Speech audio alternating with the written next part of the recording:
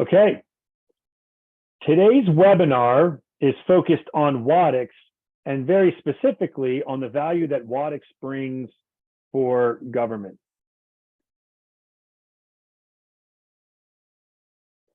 Our company, EnergyCAP, has a very strategic mission. The mission is to allow you to get value out of your energy and sustainability data. We develop and maintain and support our software and applications to be the single source of truth for all of your information and to help you to make strategic decisions and monitor your consumption to drive savings. Our suite of products include EnergyCAP, which is predominantly focused on utility bill information.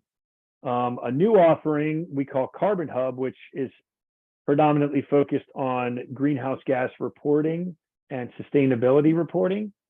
And then today's topic, which is Wattics, which is one of our new tools that is focused on real-time management of interval data and keeping track of what's going on inside your building from a zone or equipment perspective. We also have our capture services, which provide services to capture utility bill and interval data from utility vendors. As I mentioned, today's webinar is focused on Wattics, the real-time energy and sustainability analytics tool. There's a couple different high-level components of Wattics. First one being the ability to capture and collect data from your various systems.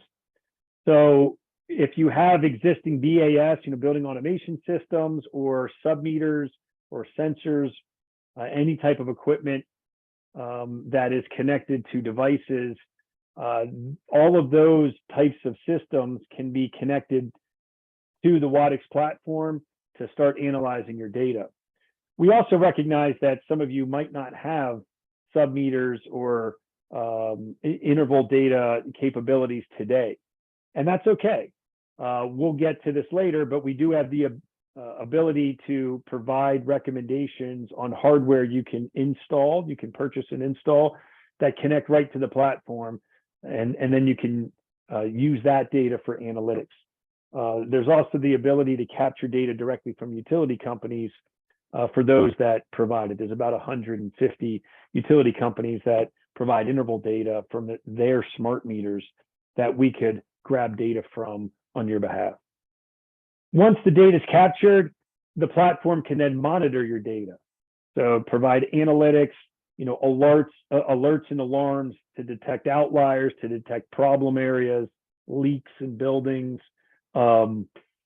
If you're hitting demand thresholds, just a lot of capabilities to monitor your consumption as it's flowing in real time. And then lastly, to save. There's very specific functionality built in to allow you to take the data and to calculate savings. So if you're implementing projects and you're monitoring, equipment, say with interval data, it can track the savings due to upgrades or changes that you're making to equipment or spaces within your buildings. It can also help you save by optimizing rate schedules, by optimizing schedules, just how your how your systems and your zones are turning on and off in your buildings, and to manage peak demand activities. So a lot of capabilities built in. So what's the value of interval data? If you're watching this webinar, you're already bought into the concept of tracking energy and utility data, but very specifically, what's the value of interval data? Well, interval data helps you save by spotting issues within buildings, within equipment, scheduling problems. It's providing more in-depth analysis of what's going on within your buildings than a utility bill can. Utility bill is a necessary evil. You're going to get a utility bill. You have to track it. You have to pay it. But what it doesn't provide is in real time what is going on within your buildings. So when you want to start providing opportunities for savings and reduction activities, having interval data is really valuable to know at what times of day are schedules turning on and how deep are setbacks at night, and just how equipment and various, sensors, devices and just things are functioning within your buildings. Interval data and the monitoring of it is your ears and your eyes. It's constantly working for you and alerting you of problems, so then you don't have to be manually looking at things. It can alert you automatically, so then you can take action. It can help you achieve net zero by optimizing performance. And it can also really provide cost value by better managing demand events and consumption events, especially as they pertain to your rates and how you're getting billed. We have numbers of examples where our customers, have various events that cause spikes in demand. And when you have a demand, component of your rate, that can be the largest factor on a utility bill. So having the ability to better manage demand spikes and curtail those is really valuable in your effort to reduce cost on your bill.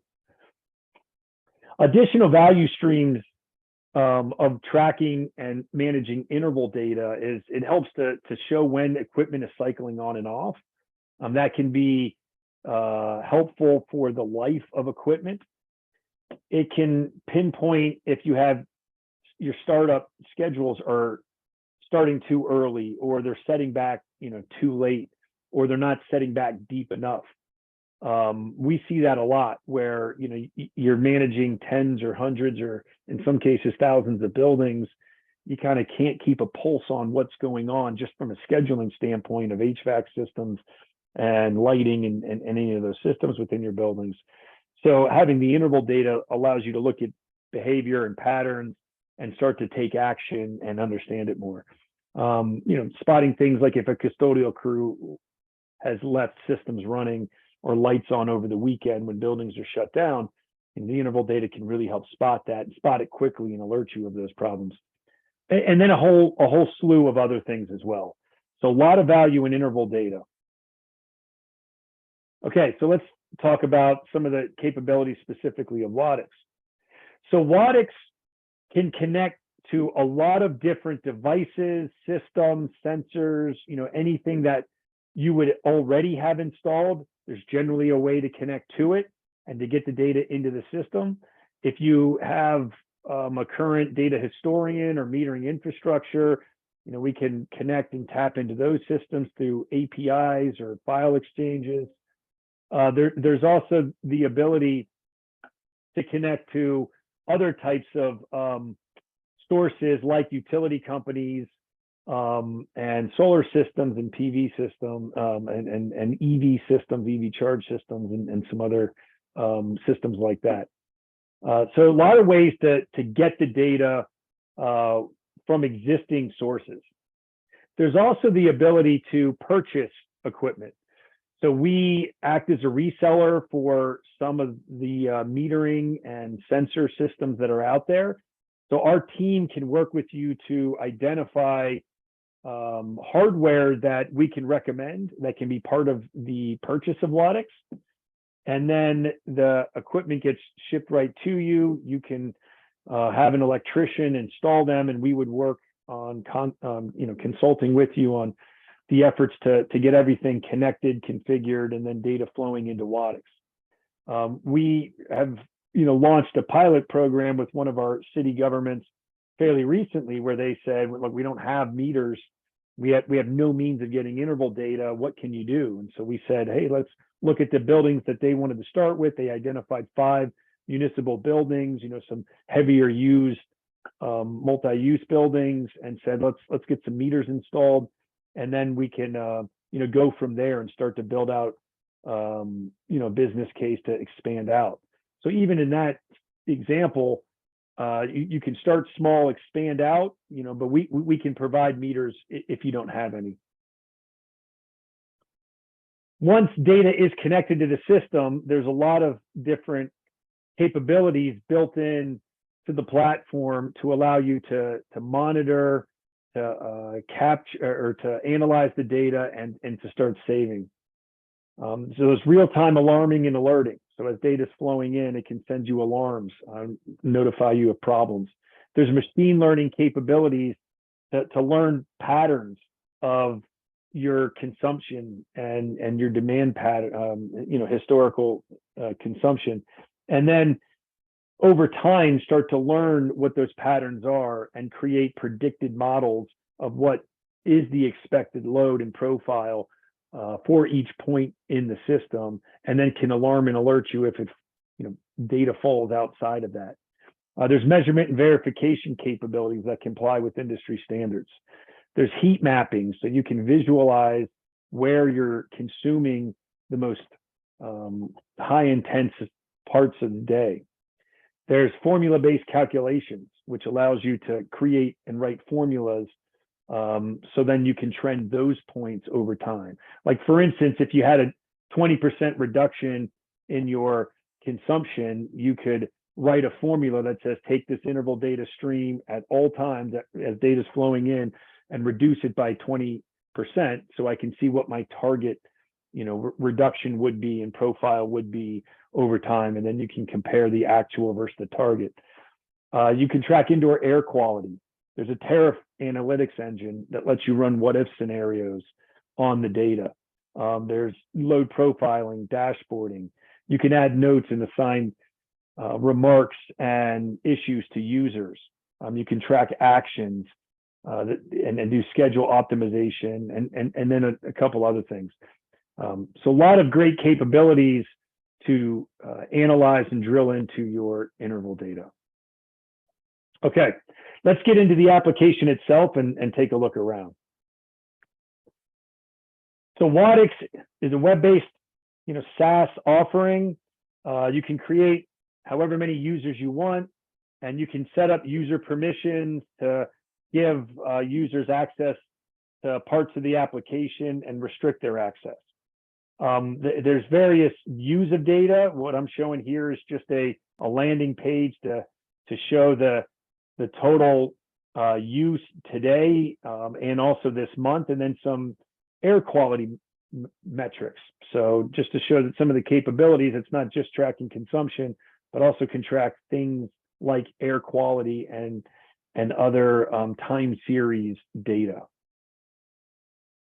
The way that platform is built is using a tree structure.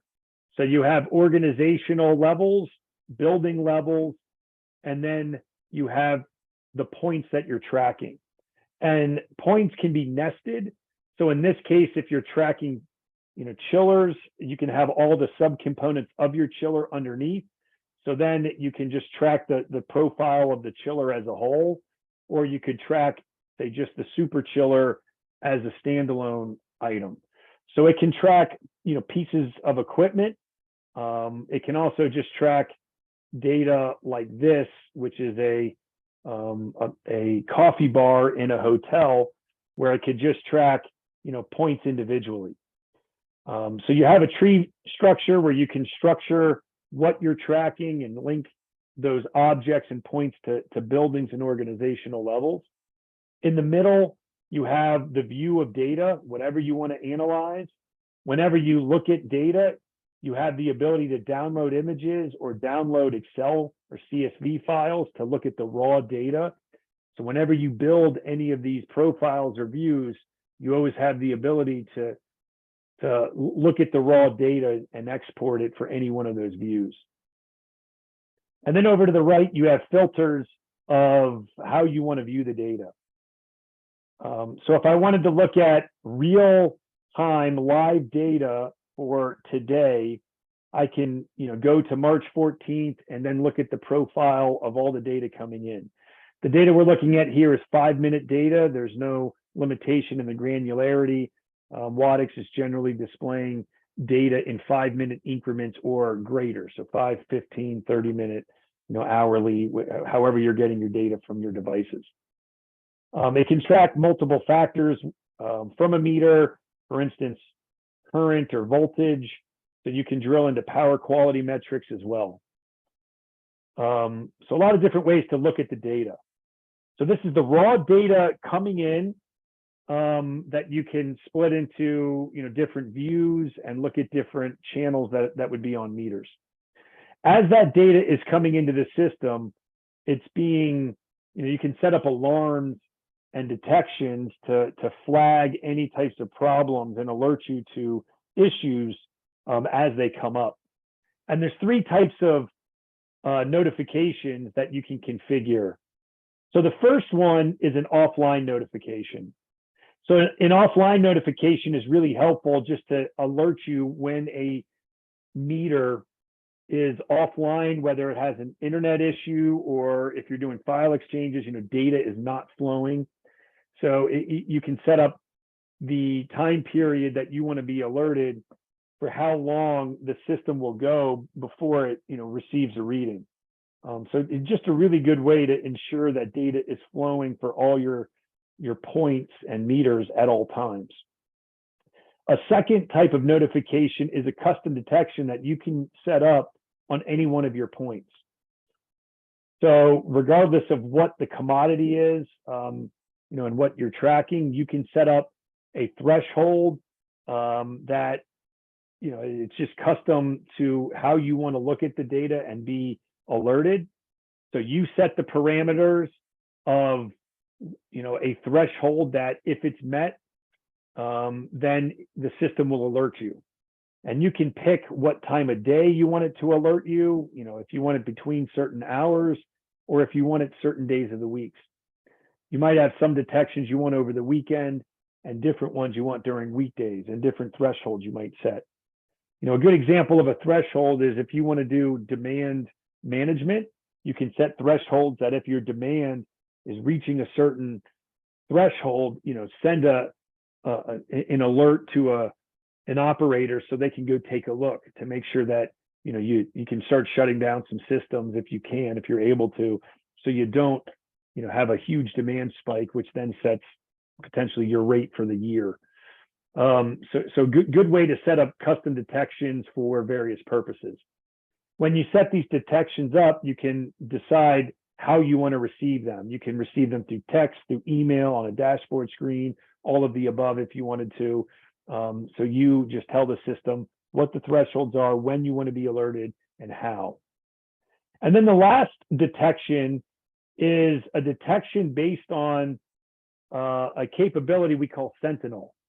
So the unexpected values detection, or alarms, allow you to say, send me an email, text, or set on a dashboard if my consumption goes outside of a expected machine learned value. So what the system will do is for every one of your points, it creates this green bar, which is an expected load, and then trends it compares to the black line, which is your actual load. So in this case, this is a demand profile that was learned over time, and the learning is based on historical patterns, days of the week, seasonality. So it's creating a profile to say, for this coffee bar in this building, this is generally what we see. We see systems turning on at 5 in the morning, coffee being poured throughout the morning, and then we have some shutdown, around lunchtime, and then we have the nightly setback. So it's creating this very deliberate pattern. If I go to a different point, you'll see a different profile that's created. And why is it created? Well, because the use pattern is vastly different. So it creates this pattern for every one of these points, and then will trend your actual compared to this expected load. You can then have the system alarm you and notify you if your actual goes outside of this behavior, this trained capability. So that's really valuable. So you don't have to set thresholds throughout your entire portfolio. You can just have the system build these the Sentinel views and then alarm if it falls above or below, what's expected. Okay, so now that data is flowing into the system, you have alarming and notifications to operators if there's any problems. You can start doing deeper analytics. So there's a very nice tool that's built in that allows you to look at data a lot of different ways. So you can look at everything on a daily basis. You can, weekly basis, a monthly basis. In this case, I'm looking at interval data for the month of March so far. And so these are daily roll-ups for the interval data consumption, and then my month-to-date roll-up. So it's rolling up data on the fly, based on all the interval data that it's analyzing. I can also compare it. Like, let's say I want to go back to February and I want to compare February 2022 with February 2023. So that's what I just told the system to analyze. And I'm looking at a bar chart. So each one of these days represents, a day in February, and it's showing what the difference is, this year compared to last year. You can look at this a lot of different ways. So instead of bar, I might want a line chart. I might want a pie chart, so you can decide how you want to look at these things, and then, pick the type of chart that you want to view and the time periods. Some of the other really nice capabilities is the ability to aggregate points one on top of the other. So in this case, I could say, well, I want to compare all three of these floors within a building, one on top of the other. So again, here I'll go to February 2023. So this is showing a monthly aggregate of all three of these interval data points and giving me what the total is. Maybe I want to look at this on a daily basis and see how each one of these stack up on a daily basis. So a lot of different ways to look at the data, and you can aggregate data, put one thing on top of another. Some other capabilities, if I'm looking at, say in this case, it's monthly data, I can overlay weather on top of this to see, does weather impact my consumption? So you can overlay weather on top. You can also overlay other types of KPIs, occupancy, production, hours of operation, some of those things. So you can compare your interval data usage versus your occupancy or hours of operation or something like that. So a lot of ways to look at the data. This is showing use. There's a tariff engine that allows you to report costs. So in this case, I'm saying, well, instead of looking at use, let me look at my real-time cost. And if I break this down to a daily basis, all of this is showing what it's costing me to, consume energy on this floor every 5 minutes. And I can get my daily totals and get roll-ups. So it's providing cost details, and similarly, it's also providing CO2 emission details. So I can get my real-time carbon footprint, every 5 minutes rolled up into whatever type of increments you would want. There's a tariff engine that lets you build rates. So you can build rates, you can build your CO2 emissions. You can also run what-if analysis. So you can compare, I'm on this rate, I want to build a comparison rate, and then this will tell me month to month, what did I pay, which is green, and what would I have paid on the new tariff based on time of use, block charges, things like that you want to build into the tariff engine. And to get what your, in this case, if I was on this other tariff, I would have saved 6% over, the last year. So it allows you to run some what if scenarios if you want to do that type of analysis. Okay. Once you kind of build the view that you want to see, you can save that. So I could save it to a dashboard, and then you can have your dashboard of all of the views of data that you want to look at. So basically, you're building your own widgets using the capabilities I was just showing to filter the data, to aggregate data, to look at it in a lot of different ways. So here's a look at just a number of dashboard widgets that I created, that I saved for various purposes. And, it's showing live data, at all times. We provide a hyper, a URL. So this will allow you to share and display the dashboards that you create outside of the program. So you could put this in a kiosk in the lobby of a municipal building or something like that. So the public can view interval data and other types of analytics in real time. Something else you can do is, if you do, spot any type of anomalies in your data, what you can do is you can add comments, and then on your chart, you can overlay a time period that you tag.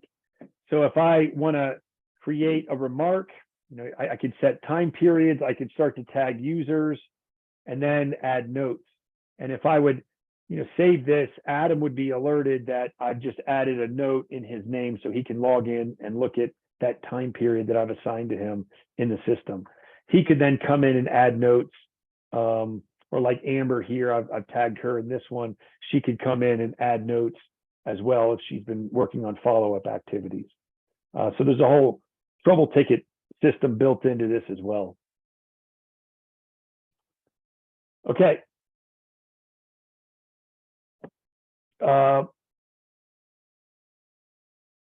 Wattics has a heat map analyzer tool. So what this will do is, for any one of your points, it'll show a heat map for the most intensive time periods of the day that you're consuming energy. The most intensive usage would be in dark shading, and the less intensive would be in lighter. So I can see, for this particular meter, most of my heavy consumption starts at 5 a.m. and then starts, capping out at around lunchtime. We were seeing that earlier on the profile, so it's trending well. Well, let's say, this is a municipal building, and it's supposed to be shut down over the weekend. But as I can see here, my Saturdays, my Sundays, I'm basically in full operation. So what you can do is, I can start to run some what if scenarios, and I can say, well, what if I was able, during these hours of the day, so all hours, I'm able to do let's call it a 70% setback during those days of the week. So I can resave the schedule, and this is what it would look like, where I have some deeper setback on the weekends because, my building really, or at least this zone of the building, shouldn't be used. So I can run some what if, and then above it'll tell me what would I save if I am able to accomplish that type of setback. So for October 2022, I would have saved 23% if I was able to have a 70% reduction over the weekends. And then I can also look at this from a cost standpoint. Or, to translate differently, I would have been able to save $345 in October if I was able to have deeper setbacks over the weekend. So you can run those types of what if scenarios, and then at a total building level, see all your points, what the cost savings calculations might be if you were able to implement some of those changes. And if you are implementing projects or making changes within the buildings, there's the M&V engine, or measurement and verification of savings engine, which lets you define a project, lets you, define what your energy conservation measures are. And then you define a base period. So like, what do you want to benchmark against? And then a reporting period. When do you want to start calculating savings? And then it creates a model. It's a multivariable regression model that allows you to use different variables and say, well, if occupancy or hours of operation or degree days impact my usage, let's first make sure that it does and verify it. But then we'll create a model that takes all of those variables into account so I can compare baseline versus reporting period. So this would be your base period. The red is the model that gets created. The green is the actual, and then you implement a project, and then it's showing visually what the savings are compared to the model versus the actual. And then down below telling you what you saved per year and what your payback period is. So some nice capabilities that allow you to track the actual savings after implementing projects. There's a whole lot more that's built into the application, too much to cover on this webinar, but hopefully you get the idea of the basic, capabilities and the value stream that the platform provides. Just in closing, wanted to touch on pricing. To subscribe to the platform, there is an annual platform fee, $4,200 a year. We have an advanced feature if you want to track air quality. And then on top of the platform fee, there's a per point fee. So how many meters or points you would need to track in total that gets added to the platform fee. And there's two different types of points, based on how many variables you need to track per point or per meter. One-time fees would just be the work to help you get integrated to your systems. If you need hardware, we can help scope that out and add that as part of the price proposal. We also provide solution bundle discounts if you're subscribing to EnergyCAP and Carbon Hub, and then want to add Wattics to your portfolio. So that's it for today. Appreciate your time and your attention. Please contact us at sales@energycap.com to learn more and to schedule time to discuss your specific needs. Thank you much, and I wish you a blessed day.